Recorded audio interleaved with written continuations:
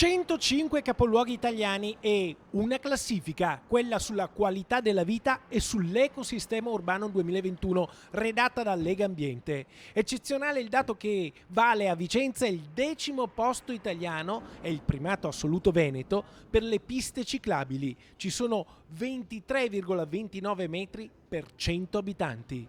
Questi dati ci incoraggiano a proseguire nella strada intrapresa di attenzione al verde, alle piste ciclabili nelle quali con soddisfazione Vicenza ha raggiunto un primato importante, ma anche di attenzione nella raccolta dei rifiuti. Vicenza si posiziona nei primissimi posti in Italia anche per la raccolta differenziata, per cui è 17ª. Dunque, sulla gestione dei rifiuti la città del Palladio è esemplare. Infine, il verde pubblico. Vicenza è 33ª nazionale per numero di alberi in aree pubbliche.